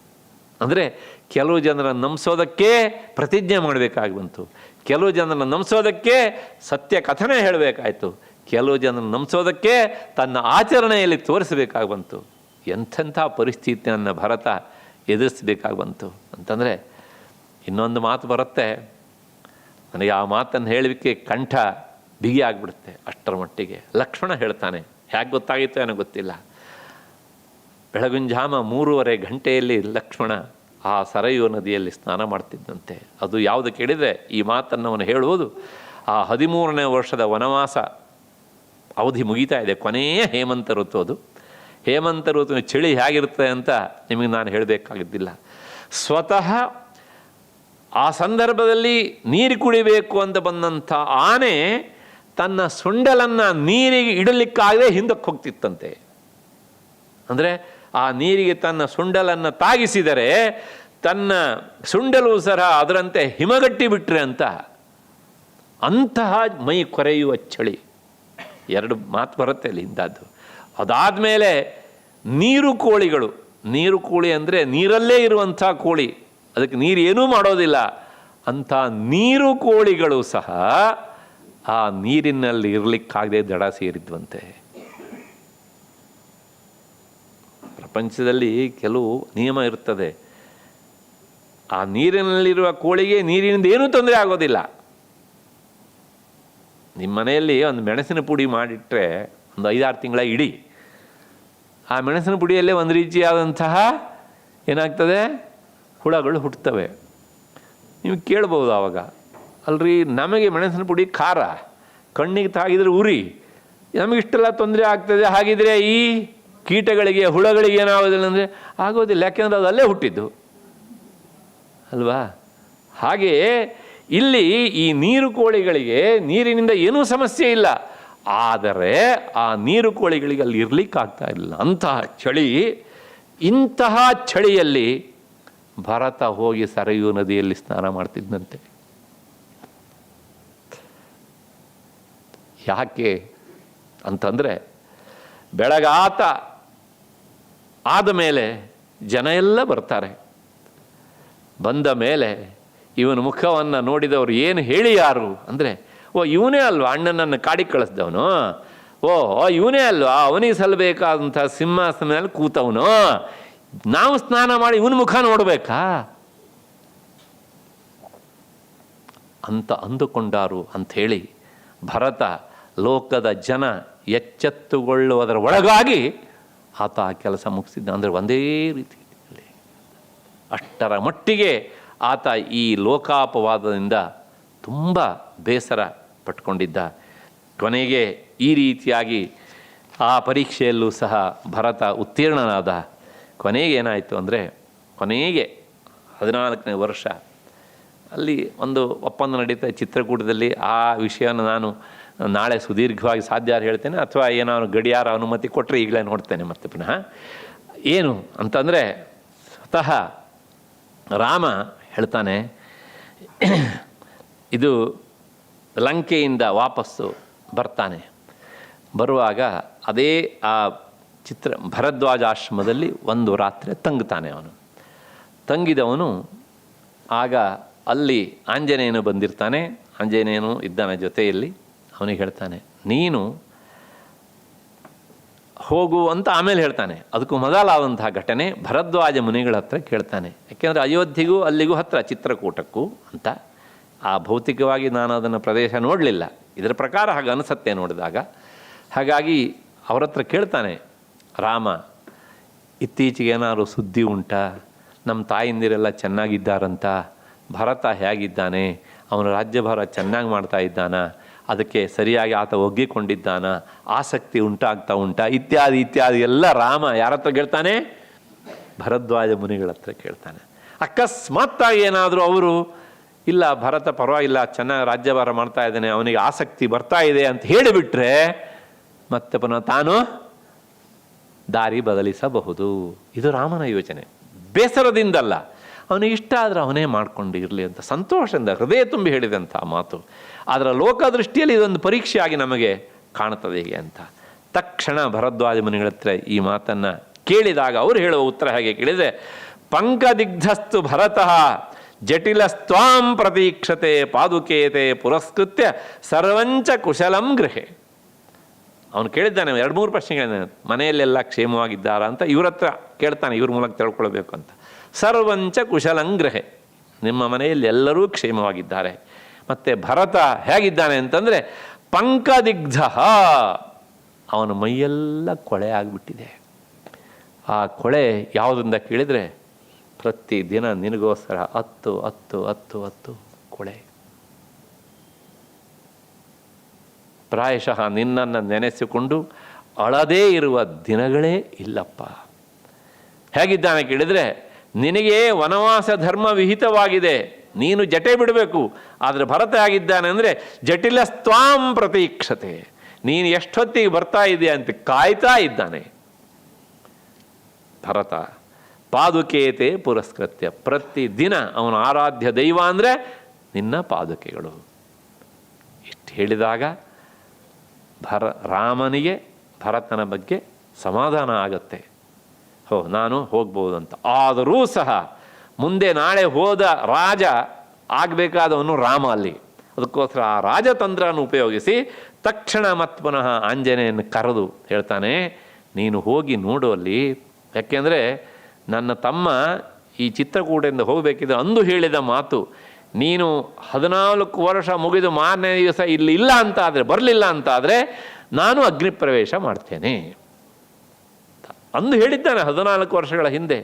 ಆದರೆ ಈ ರಾಜ ಸತ್ತೆಯ ಮೇಲೆ ಇದ್ದ ಮೇಲೆ ಅದನ್ನು ಅನುಭವಿಸ್ತಾ ಮನಸ್ಸು ಏನಾದರೂ ಬದಲಾವಣೆ ಆಗಬಹುದು ಅಲ್ವಾ? ಹಾಗಾಗಿ ಭರತನ ಮನಸ್ಸಿನಲ್ಲಿ ಅದೇ ಭಾವನೆ ಇದೆಯೋ ಅಥವಾ ಇಲ್ಲ ಅದಕ್ಕೆ ಅಂಟಿಕೊಂಡು ರಾಮ ಬರದೇ ಇದ್ದರೂ ಆಗಬಹುದು ಅಂತ ನೀನು ಇದನ್ನು ತಿಳಿಬೇಕು. ಹೇಗೆ ತಿಳಿಬೇಕು ಅಂದರೆ, ನಾನು ಹೀಗೆ ಸೀತಾ ಲಕ್ಷ್ಮಣ ಸಮೇತನಾಗಿ ಬರ್ತಾ ಇದ್ದೇನೆ ಅಂತ ಅವನಿಗೆ ತಿಳಿಸು. ನೀನು ಹೇಳಿದಾಗ ಅವನ ಮುಖಭಾವವನ್ನು ನೀನು ಪತ್ತೆ ಹಚ್ಚಬೇಕು. ರಾಮ ಒಬ್ಬ ರಾಜನಾಗಿ ರಾಜತಾಂತ್ರಿಕ ನೆಲೆಯಲ್ಲಿ ಹೇಳುವಂಥ ಮಾತು ಇವೆಲ್ಲ. ಪತ್ತೆ ಹಚ್ಚು. ಅವನು ಏನಾದರೂ ಇದನ್ನು ಕೇಳಿ ಅಕಸ್ಮಾತ್ತಾಗಿ ಹೌದಾ ಅಣ್ಣ ಬರ್ತಾ ಇದ್ದಾನ ಅಂತ ಏನಾದರೂ ದುಗುಡದಿಂದ ನಾನು ಬರಬಾರದಿತ್ತು ಎನ್ನುವಂತಹ ನೆಲೆಯಲ್ಲಿ ಮಾತನಾಡಿದರೆ ನೀನು ತಕ್ಷಣ ಬಂದು ನನಗೆ ತಿಳಿಸು. ಯಾಕೆಂದರೆ ಅಯೋಧ್ಯೆಗೂ ಚಿತ್ರಕೂಟಕ್ಕೂ ಹತ್ತಿರ, ನೀನು ತಿಳಿಸಿದರೆ ನಾನು ವಾಪಸ್ಸು ಆ ಕಡೆ ದಂಡಕಾರಣ್ಯದ ಕಡೆಗೆ ಹೋಗಿಬಿಡ್ತೇನೆ ಹೀಗೆ ಅಂತ. ಆಂಜನೇಯ ಬರುವಾಗ ಭರತ ಏನು ಮಾಡ್ತಿದ್ದ? ನಂದಿ ಗ್ರಾಮದಲ್ಲಿ ಅಗ್ನಿ ಸ್ಥಾಪನೆ ಮಾಡಿದ್ದಾನೆ, ನೋಡ್ತಾ ಇದ್ದಾನೆ. ಎಲ್ಲೂ ಅಣ್ಣ ಬಂದಿಲ್ಲ. ಈಗ ಪ್ರದಕ್ಷಿಣೆ ಮಾಡ್ತಾ ಮಾಡ್ತಾ ಇನ್ನೇನು ನಾನು ಅಗ್ನಿ ಪ್ರವೇಶ ಮಾಡಬೇಕು.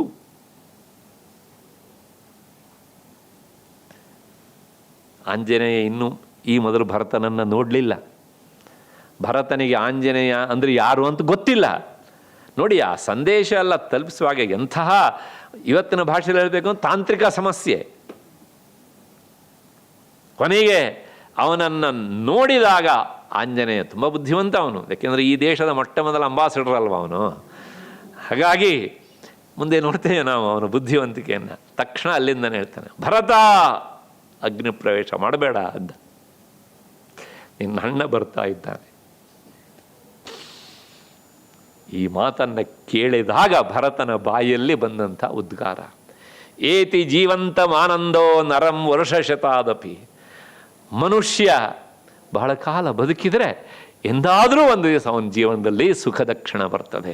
14 ವರ್ಷಗಳ ಕಾಲ ನಾನು ನನ್ನ ಅಣ್ಣ ಅಣ್ಣ ಅಣ್ಣ ಅಂತ ಕಾದಿದ್ದು ಸಾರ್ಥಕ ಆಯಿತು. ಅಣ್ಣ ಬರ್ತಾ ಇದ್ದಾನೆ ಅನ್ನುವಂಥ ಶುಭ ಸಮಾಚಾರವನ್ನು ಕೇಳ್ತಿದ್ದೇನೆ. ಯಾರು ಇದನ್ನು ಹೇಳಿದವರು ಅಂತ ಮೇಲೆ ನೋಡಿದರೆ ಒಂದು ಕಪಿ ಕೆಳಗಿಳಿದು ಅವನು ಹೇಳ್ತಾನೆ, ನೀನೇ ಅಲ್ವ ಭರತ? ಹೌದಪ್ಪ, ದುಡುಕು ನಿರ್ಧಾರ ತಗೊಳ್ಬೇಡ, ನಿನ್ನಣ್ಣ ಬರ್ತಾ ಇದ್ದಾನೆ.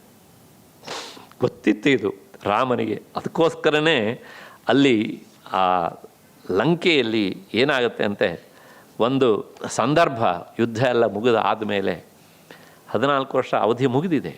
ವಿಭೀಷಣ ರಾಮನ ಕಾಲಿಗೆ ಬಿದ್ದು ದುಂಬಾಲು ಬಿಡ್ತಾನೆ, ನಿನ್ನ ವನವಾಸ ವ್ರತ ಮುಗಿಯಿದೆ ನಿನ್ನೆಗೆ, ಹಾಗಾಗಿ ನನಗಿಷ್ಟೆಲ್ಲ ಉಪಕಾರ ಮಾಡಿದ್ದೀಯೆ, ನನಗೆ ಲಂಕೆಯ ಪಟ್ಟ ಕಟ್ಟಿದ್ದೀಯೇ, ಹಾಗಾಗಿ ಇವತ್ತು ನೀನು ನನ್ನ ಲಂಕೆಗೆ ಬಂದು ನನ್ನ ಆತಿಥ್ಯವನ್ನು ಸ್ವೀಕರಿಸಿ ಹೋಗು ಅಂತ ಪದೇ ಪದೇ ವಿಭೀಷಣ ರಾಮನನ್ನು ಆಹ್ವಾನಿಸ್ತಾನೆ.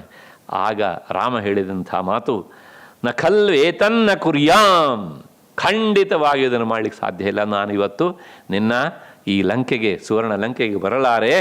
ತೇ ವಚನಂ ರಾಕ್ಷಸೇಶ್ವರ, ನಿನ್ನ ಮಾತನ್ನು ನಾನು ಪಾಲಿಸಲಾರೆ. ಯಾಕೆ ಅಂತಂದರೆ, ತಂತುಮೇ ಭ್ರಾತರಂ ದೃಷ್ಟಂ ಭರತಂ ತ್ವರತೆ ಮನಃ, ನನ್ನ ತಮ್ಮ ನನಗೋಸ್ಕರ ಕಾಯ್ತಾ ಇರ್ತಾನೆ. ಹಾಗಾಗಿ ಭರತಂ ತ್ವರತೆ ಮನಃ, ನನ್ನ ಮನಸ್ಸು ಹಪಹಪಿಸ್ತಾ ಉಂಟು, ದೇಹ ಇಲ್ಲುಂಟು, ಮನಸ್ಸಲ್ಲುಂಟು. ಹಾಗಿದ್ರೆ ರಾಮ ಹೀಗೆ ಮಾಡಿದ್ನಲ್ಲ, ಅದು ರಾಜತಾಂತ್ರಿಕ ದೃಷ್ಟಿಯಿಂದ. ಆದರೆ ಇದು ಸಹೋದರ ಪ್ರೇಮದಿಂದ.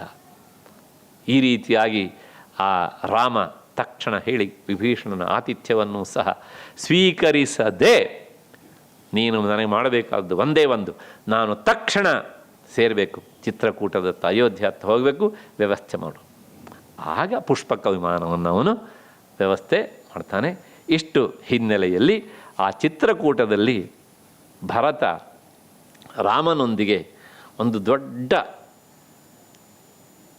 ನ್ಯಾಯವಾದಿಯಾಗಿ ನೀನು ಅಯೋಧ್ಯೆಗೆ ಬರಲೇಬೇಕು ಅಂತ ಪಟ್ಟು ಹಿಡಿತಾನೆ. ಆ ಎಲ್ಲ ಬಿಂದುಗಳನ್ನು ಅಯೋಧ್ಯಾಕಾಂಡ ಅಂದರೆ ಉತ್ತರ, ವಿಶೇಷ ಅಯೋಧ್ಯಾಕಾಂಡದ ಉತ್ತರ ಭಾಗದಲ್ಲಿ ಸುಮಾರು 8 ಅಧ್ಯಾಯಗಳಲ್ಲಿ ಅವರಿಬ್ಬರ ಸಂವಾದ, ಸುದೀರ್ಘವಾದಂಥ ವಿಚಾರ. ಅದರೊಳಗೆ ಭರತ ಪಟ್ಟು ಹಿಡಿದು ರಾಮ ನೀನು ಬರಲೇಬೇಕು ಅನ್ನೋದಕ್ಕೆ ಸಾಕಷ್ಟು ಯುಕ್ತಿಗಳನ್ನು, ಎವಿಡೆನ್ಸ್ಗಳನ್ನು, ಒಂಥರ ಲಾಯರ್ ಭಾಷೆ ಇದ್ದಂಗೆ ಅದೊಂಥರ ಇಟ್ಟು ನೀನು ವಾಪಸ್ ಬರಬೇಕು ಅಂತ ಕರೀತಾನೆ. ಒಂದು 9 ಪಾಯಿಂಟ್ಸನ್ನು ಹೇಳಿಬಿಟ್ರೆ ಅಲ್ಲಿಗೆ ಭರತನ ಮಾತು ಮುಗಿದಾಗ ಆಗತ್ತೆ. ಮುಂದೆ ಕೊನೆಗೆ ರಾಮ ಅದಕ್ಕೆ ಏನು ಉತ್ತರ ಹೇಳ್ತಾನೆ ಅನ್ನೋದನ್ನು ಅವನ ಪಾತ್ರ ಪರಿಚಯ ಬಂದಾಗ ನೋಡೋಣ. ಇಂತಹ ಭರತ ಆತ ಏನು ಮಾಡಿದ ಅಂತಂದರೆ ನೋಡಿ, ಅಲ್ಲಿ ಹೋಗಿ ರಾಮನ ಹತ್ರ ಹೇಳುವ ಮಾತು, ಅವನ ಪಾಯಿಂಟ್ಸ್ಗಳು ಹೀಗೆಲ್ಲ, ನಾನು ಅದನ್ನು ಒಂದಿಷ್ಟು ಕಲೆ ಹಾಕ್ಕೊಂಡಿದ್ದೇನೆ. ಒಬ್ಬ ಹೆಂಗಸಿನ ಮಾತನ್ನು ದಶರಥ ಕೇಳಬಾರ್ದವ್ರನ್ನ ಮಾತನ್ನು ಕೇಳಿದ್ರೆ ಏನಾಗುತ್ತೆ ಅನ್ನೋದಕ್ಕೆ ಇದೇ ಉದಾಹರಣೆ. ಮಾಡಬಾರ್ದ ಅನರ್ಥವನ್ನು ಮಾಡಿಬಿಟ್ಟ ತಂದೆ ಅಂತ. ತನ್ನ ಕೀರ್ತಿಯನ್ನು ಕಳಕೊಂಡ, ತನ್ನ ಪತ್ನಿಯರನ್ನು ವಿಧವೆಯರನ್ನಾಗಿ ಮಾಡಿದ, ರಾಜ್ಯವನ್ನೂ ವಿಧವೆಯನ್ನಾಗಿ ಮಾಡಿದ. ಇಷ್ಟೆಲ್ಲ ಮಾಡಂಥ ಅವನೇ ಇಲ್ಲ ಅಂತ ಆದಮೇಲೆ ಇನ್ನು ಅವನ ಆಜ್ಞೆಯನ್ನು ನಾನು ನೀನು ಪಾಲನೆ ಮಾಡಬೇಕಾ? This is number 1. ಇದೊಂಥರ ಚಿತ್ರಕೂಟದಲ್ಲಿ ಇದು ಕೋರ್ಟು. ಇದು ರಾಮ ಒಂದೊಂದೇ ವಿಷಯವನ್ನು ರಾಮನ ಎದುರಿನಲ್ಲಿ ಮಂಡಿಸ್ತಾ ಹೋಗ್ತಾನೆ. 2ನೇ ಪಾಯಿಂಟ್ಸ್ ಏನು ಕೇಳಿದ್ರೆ, ಶ್ರೀರಾಮ ಸತ್ಯಕ್ಕಾಗಿ ರಾಜ್ಯವನ್ನು ಆತ ಬಿಟ್ಕೊಟ್ಬಿಟ್ಟ. ಯಾರಿಗೆ? ಕೈಕೇಯಿಗೆ. ಅವಳಿಗೆ ಅರೆಕ್ಷಣ ಸಂತೋಷ ಆಯಿತು, ರಾಮ ಬಿಟ್ಟು ಹೋದ, ಹೀಗೆ ನನಗೆ ಸಿಕ್ತು ಅಂತ. ಆಮೇಲೆ ಅವಳು ಏನು ಮಾಡಿದ್ಲು, ಆ ರಾಜ್ಯವನ್ನು ಭರತನಿಗೆ ಕೊಟ್ಟಳು. ಭರತನಿಗೆ ಕೊಟ್ಟಾದಮೇಲೆ ಆ ಸ್ವತ್ತು ಈಗ ಯಾರಿದ್ದು? ಭರತನದು. ಭರತ ತನಗೆ ಬಂದ ಸ್ವತ್ತನ್ನು ಅವನ ಅಣ್ಣನಿಗೆ ಕೊಟ್ಟರೆ ರಾಮ ಯಾಕೆ ಒಪ್ಪಿಕೊಳ್ಳಬಾರದು? This is 2nd point. ಅವನು ಒಪ್ಕೊಳ್ಬೇಕು, ಯಾಕೆಂದರೆ ಅವನಾಗಿ ಕೊಡ್ತಾ ಇದ್ದಾನೆ. ಹಾಗಾಗಿ ನೀನೇನನ್ನು ಒಪ್ಪಿಕೊಳ್ಬೇಕು. ಅದನ್ನು ತಡೆಯೋದಕ್ಕೆ ಯಾರಿಗೂ ಅಧಿಕಾರ ಇಲ್ಲ. ಇದು ಕೇವಲ ಭರತನಿಗೂ ರಾಮನಿಗೂ ಸಂಬಂಧಪಟ್ಟಿದ್ದು. ಭರತ ಕೊಡ್ತಾ ಇದ್ದಾನೆ, ರಾಮ ಒಪ್ಪಿಕೊಳ್ಳಬೇಕು. ಆಮೇಲೆ 3ನೇದು, ಭರತ ಅತ್ತ ಕೇಕೆಯ ರಾಜ್ಯದಲ್ಲಿ ಇದ್ದಾಗ ಈ ಕಡೆ ಕೈಕೇಯಿ ಅವನಿಗೆ ಗೊತ್ತಿಲ್ಲದೇ ಅವನ ಇಚ್ಛೆಗೆ ವಿರುದ್ಧವಾಗಿ ಈ ವರ ನಿರ್ಬಂಧದ ಮೂಲಕ ಏನು ಮಾಡಿದ್ಲು? ರಾಜ್ಯವನ್ನು ಕಸಿದುಕೊಂಡಳು, ಪಡೆದುಕೊಂಡ್ರೆ ಈ ಅನಿಷ್ಟಕ್ಕೆ, ಅನಿಷ್ಟ ಅಂದರೆ ಕನ್ನಡದ ಅನಿಷ್ಟ ಅಲ್ಲ, ಇಷ್ಟಂ ಅನಿಷ್ಟಂ ಅಂತ ಅಂದರೆ ಈ ಕೆಟ್ಟ ಕೆಲಸಕ್ಕೆ ಭರತ ಬಾಧ್ಯಸ್ಥನಾಗಬೇಕಾ? ಹೌದು ತಾನೇ? ಆದ್ದರಿಂದ ಇದಕ್ಕೆ ಭರತ ಹೊಣೆಗಾರ ಆಗೋದಿಲ್ಲ. ಅವನ ಸಮ್ಮತಿ ಇಲ್ಲದೆ ನಡೆದಂತಹ ಈ ಒಪ್ಪಂದ, ಈ ವ್ಯವಹಾರ ಅದು ಊರ್ಜಿತ ಆಗೋದಿಲ್ಲ. ಅದಾದಮೇಲೆ ಮತ್ತೆ ಪುನಃ 4ನೇ ಪಾಯಿಂಟ್, ಸಾಮಾನ್ಯವಾಗಿ ಪ್ರಾಣಿಗಳಿಗೆ ಅಂದರೆ ಮನುಷ್ಯರಿಗೆ ವಿಶೇಷವಾಗಿ ಅಂತ್ಯಕಾಲ ಬಂದಾಗ ವಯಸ್ಸಹಜವಾಗಿ ಅರಳು ಮರಳಾಗುತ್ತೆ. ಹಾಗೆ ದಶರಥನಿಗೂ ಸಹ ವಯಸ್ಸಹಜವಾದಂಥ ಅರಳು ಮರಳಿನಿಂದ ಬುದ್ಧಿ ಸರಿಯಾಗಿ ಕೆಲಸ ಮಾಡದೆ ಆತ ವಿವೇಕವನ್ನು ಕಳೆದುಕೊಂಡು ವರದಾನ ಮಾಡಿದ. ಆ ಮಾತನ್ನು ನಿಜ ಮಾಡಿದ. ತಂದೆ ಮಾಡಿದಂತಹ ತಪ್ಪು ಕೆಲಸ ಇದು. ತಂದೆ ಮಾಡಿದ ತಪ್ಪನ್ನು ಮಕ್ಕಳು ಸರಿಪಡಿಸಬೇಕೋ, ಆ ತಪ್ಪನ್ನು ಮುಂದುವರಿಸಬೇಕೋ? ಹೇಳು ರಾಮ. ನಾವೇ ರಾಮನ ಜಾಗದಲ್ಲಿ ಇದ್ದರೆ ಪ್ರಾಯಶಃ ಇಷ್ಟೆಲ್ಲ ಪಾಯಿಂಟ್ಸ್ ಹೇಳುವ ಅವಶ್ಯಕತೆಯೇ ಇರಲಿಲ್ಲ. ನಡಿ ಮೊದಲು ಹಿಂದೆ ಅಲ್ವಾ? ನೆಕ್ಸ್ಟ್ 5ನೇ ಪಾಯಿಂಟ್ಸ್ ಮುಗ್ದಿಲ್ಲ. ಮತ್ತೆ ಪುನಃ ಕ್ಷತ್ರಿಯರಿಗೆ ಅರಣ್ಯವಾಸ ಎನ್ನುವಂಥದ್ದು ವಿಧಿ ಹೌದು. ಯಾವಾಗ ಅಂದರೆ ವಾನಪ್ರಸ್ಥಾಶ್ರಮದಲ್ಲಿ ರಾಜಋಷಿಗಳಿಗೆ ಸಾಮಾನ್ಯವಾಗಿ. ಅದಕ್ಕೆ ಶ್ರೀರಾಮನಿಗೆ ಇನ್ನೂ ಕಾಲ ಬಂದಿಲ್ಲ. ಯಾಕೆಂದರೆ ಅವನಿಗೆ ಈ ವಾನಪ್ರಸ್ಥಾಶ್ರಮಕ್ಕೆ ಹೋಗುವಂತಹ ವಯಸ್ಸಲ್ಲ. ಏನೆಲ್ಲ ಹುಡುಕಿದ್ದಾನೆ ಅಂಶಗಳನ್ನು ನೋಡಿ ಅವನು ಕಟ್ಟಿ ಹಾಕೋದಕ್ಕೆ ಅಂತ. ಅಷ್ಟೇ ಅಲ್ಲ, ಮತ್ತೆ ಅವನು ರಾಜಋಷಿ ಆಗಲಿಲ್ಲ, ಯಾಕೆ ರಾಜನೇ ಆಗಲಿಲ್ಲ. ಹಾಗಾಗಿ ಅವನು ಕಾಡಿಗೆ ಹೋಗುವಂತಹ ಅವಶ್ಯಕತೆ ಇಲ್ಲ. ರಾಜನಾಗಿ ಅವನು ಆಡಳಿತ ನಿರ್ವಹಣೆ ಮಾಡಿ ಆದ ಮೇಲೆ, ರಾಜಋಷಿ ಆದ ಮೇಲೆ ಅವನಿಗೆ ವಯಸ್ಸು 70 ಅಂದರೆ ಬದುಕಿನ ಎಷ್ಟು ಭಾಗ ಕಳಿಬೇಕು? 1/3 ಕಳಿಬೇಕು. ಕಳೆದ ಮೇಲೆ ಅವನು ಹೋಗಬೇಕು. ಆ ಕಾಲದಲ್ಲಿ ಆ ಕೆಲಸ ಮಾಡಬೇಕೆ ಅಷ್ಟೇ ಹೊರತು ಇದು ಒಂದು ರೀತಿಯ ಪ್ರೀಮೆಚೂರ್ ಆದಂಥ ವಾನಪ್ರಸ್ಥಾಶ್ರಮ. ಇದು ಮಾಡುವಂತೆ ಇಲ್ಲ. ಅಕಾಲ ವಾನಪ್ರಸ್ಥ ಆಯ್ತೆ ಅಷ್ಟೇ ಹೊರತು ಸಕಾಲದ್ದಲ್ಲ. ಆದ್ದರಿಂದ ರಾಮ ಊರಿಗೆ ಮರಳಿ ಬರಬೇಕು. ಆಯಿತು. ಅಕಸ್ಮಾತ್ತಾಗಿ 6ನೇ ಪಾಯಿಂಟ್ಸ್, ಅಕಸ್ಮಾತ್ತಾಗಿ ರಾಮ ಊರಿಗೆ ಬರಲಿಕ್ಕೆ ಒಪ್ಪದಿದ್ದರೆ, ಹೇಗೂ ಅಯೋಧ್ಯೆಯ ಜನರೆಲ್ಲರೂ ಬಂದಿದ್ದಾರೆ, ನನ್ನ ಜೊತೆಗೆ ಸಕಲ ಸಂಭಾರಗಳನ್ನು ತಂದಿದ್ದಾರೆ, ಅಯೋಧ್ಯೆಯ ರಾಜ ಅಂತ ಇಲ್ಲಿಯೇ ಅವನು ಪಟ್ಟಾಭಿಷಿಕ್ತನಾಗಬೇಕು.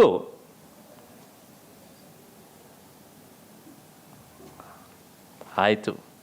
ಇಷ್ಟನ್ನೂ ಮೀರಿ ರಾಮ ಕಾಡಿಗೆ ತಾನು ಹೋಗ್ತೇನೆ ಅಂತ ಹಠ ಹಿಡಿದರೆ, ಆಗ ತನಗೂ ಕಾಡಿಗೆ ಬರೋದಕ್ಕೆ ಅನುಮತಿ ಕೊಡಬೇಕು. ಲಕ್ಷ್ಮಣನಿಗೆ ಅನುಮತಿಯನ್ನು ಕೊಟ್ಟ ಹಾಗೆ. ಯಾಕೆಂದರೆ ಭರತ ಅಯೋಧ್ಯೆಯನ್ನು ಆಳಬೇಕು ಅಂತ ಯಾವ ನಿರ್ಬಂಧವೂ ಇಲ್ಲ. ಭರತ ಇಷ್ಟಪಡಲಿಲ್ಲ. 8ನೇ ಪಾಯಿಂಟ್, ಒಂದೊಮ್ಮೆ ರಾಮ ಹಿಂತಿರುಗಿ ಬರಲಿಕ್ಕೆ ಒಪ್ಪದೇ ಇದ್ದರೆ ಭರತ ಇಲ್ಲಿಯೇ ಪ್ರಾಯೋಪವೇಶ ಮಾಡಿ ದೇಹತ್ಯಾಗ ಮಾಡ್ತಾನೆ. ರಾಮ ಅದಕ್ಕೆ ಸಮ್ಮತಿಸಬೇಕು. ಪ್ರಾಯೋಪವೇಶ ಅಂದರೆ ಗೊತ್ತಾಯ್ತಲ್ಲ, ಅನ್ನ ನೀರು ಬಿಟ್ಟು ಅಂತ. 9ನೇ ಪಾಯಿಂಟ್ಸ್, ಭರತ ತಂದೆಯನ್ನಾಗಲಿ ತಾಯಿಯನ್ನಾಗಲಿ ತನಗೆ ರಾಜ್ಯ ಕೊಡಿ ಅಂತ ಕೇಳಿದವನು ಅಲ್ಲ. ಅಣ್ಣ ಕಾಡಿಗೆ ಹೋಗಬೇಕು ಅಂತನೂ ಕೇಳಿದವನಲ್ಲ ಅಲ್ವಾ. ಆದ್ದರಿಂದ ನಾಡಿನ ಈ ನಿರ್ಬಂಧವನ್ನು ಭರತನಿಗೆ ಯಾಕೆ ಕಟ್ಟಬೇಕು ಅಂದರೆ, ಭರತನೇ ನಾಡಿಗೆ ಹೋಗಿ ರಾಜ್ಯಭಾರ ಮಾಡಬೇಕು ಅಂತ ಯಾಕೆ ಹೇಳಬೇಕು? ಒಬ್ಬ ಕಾಡಿಗೆ ಹೋಗಬೇಕು, ಒಬ್ಬ ನಾಡಿನಲ್ಲಿದ್ದು ರಾಜ್ಯಭಾರ ಮಾಡಬೇಕು ಅನ್ನೋದು ತಂದೆಯ ಅಪೇಕ್ಷೆ ಆಗಿದ್ದ ಪಕ್ಷದಲ್ಲಿ ರಾಮ ನಾಡಿಗೆ ಹೋಗಬೇಕು, ನಾನೇ ಕಾಡಿಗೆ ಹೋಗ್ತೇನೆ. ಆದ್ದರಿಂದ ನೀನು ಅಯೋಧ್ಯೆ ಮುಖ ಮಾಡು, ನಾನು ದಂಡಕಾರಣ್ಯವನ್ನು ನಿನ್ನ ಪ್ರತಿನಿಧಿಯಾಗಿ ಪ್ರವೇಶ ಮಾಡ್ತೇನೆ. ಇಂಥ ಮಾತನ್ನು ಪ್ರಾಯಶಃ ಭರತ ಮಾತ್ರ ಹೇಳೋದಕ್ಕೆ ಸಾಧ್ಯ. ಇದನ್ನು ಕೇಳಿದಾಗ ನಮಗನಿಸುತ್ತೆ ಇದು ಯಾವುದಕ್ಕೂ ರಾಮ ಉತ್ತರ ಹೇಳಲಿಕ್ಕೆ ಸಾಧ್ಯ ಇಲ್ಲ. 9 ಲಾ ಪಾಯಿಂಟ್ಸ್ ಆಗಿಬಿಟ್ಟಿದ್ದಾನೆ ಈಗ ಅಂತ. ಅದಕ್ಕೆ ಮುಂದೆ ಬರುವಂತಹ ಅಡ್ವೊಕೇಟ್ ರಾಮ ಅವರು ಏನು ಹೇಳ್ತಾರೆ ಅನ್ನೋದನ್ನು ನಾಳೆ 5:45, ನಾಳೆನೇ ಅಲ್ಲ, ಒಟ್ಟಾರೆ ಇದಕ್ಕೆ ಉತ್ತರ ಸಿಗತ್ತೆ. ನನಗೆ ಗೊತ್ತು ಅಷ್ಟೊತ್ತಿಗೆ ಈ ಪಾಯಿಂಟ್ಸ್ ನಿಮಗೆ ಅರ್ಥವಾಗಿರುತ್ತೆ ಅಂತ.